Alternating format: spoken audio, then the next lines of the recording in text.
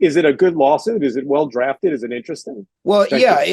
yeah, the lawsuit is the quintessential exercise of the police power of attorneys general to look after the citizens of their state, and it is the culmination of a 2-year process that began with Frances Haugen's breathtaking revelations before Congress regarding what the social media industry knows regarding the hazards that its products are posing to kids. By way of background, I'm a product liability lawyer. And when I got involved in this case, I saw everything that I had seen in the asbestos litigation that I had been involved in for 20 years. You had in asbestos a public health crisis. You had a cause and effect relationship between a hazardous substance and disease, and you had outrageous corporate misconduct. You have everything here on steroids. First of all, you have a public health crisis involving the mental health harms that the Surgeon General has documented is plaguing children not only in the United States, but throughout the world.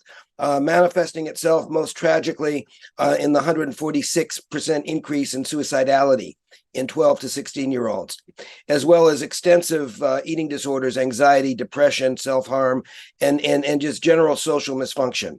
You also have an emerging body of literature manifested most explicitly by the Surgeon General, showing a direct cause and effect relationship between the profusion of social media and the advent of this mental health crisis. Let's be clear. The crisis did not begin until 2012, well after the internet had become ubiquitous in the life of young people. It was not the development of the internet, which has plenty of bad things about it, but it also it was the ability to have front-facing phones that really manifested this issue. And finally, it was the revelations of Frances Haugen regarding an unbelievable level of corporate malfeasance. This is, you know, as a cynical old asbestos lawyer, you look at the documents that Frances bravely revealed, and they make the asbestos companies look like choir boys. They call teens herd animals.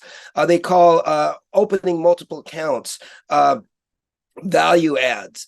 They know what their products are doing, and they make an explicit decision to keep doing it. Now, what's different about this? Why do you have this phenomenon? Because the other thing that you see from Frances's documents is that there are a lot of people of conscience in these companies who are trying to put a brake on this corporate malfeasance. The difference is that the social media industry is the only industry in the world that does not face the prospect of civil liability.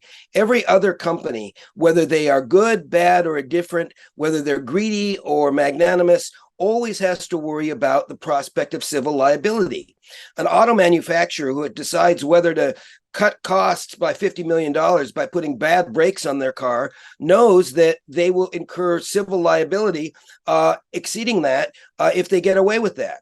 And up until now, companies have shielded themselves improperly behind Section 230 to avoid the same level of reasonable care that every other company in America has. So we embarked 2 years ago, the Social Media Victims Law Center, in filing the first product liability case involving social media and kids. We used the incredible work that Frances has done, as well as the work by John Haidt, Jean Twenge, and more recently, the incredible path-breaking neurologic research by Eva Telzer. And we were able to file the first cases focusing on the concept of product liability, that it's not the content.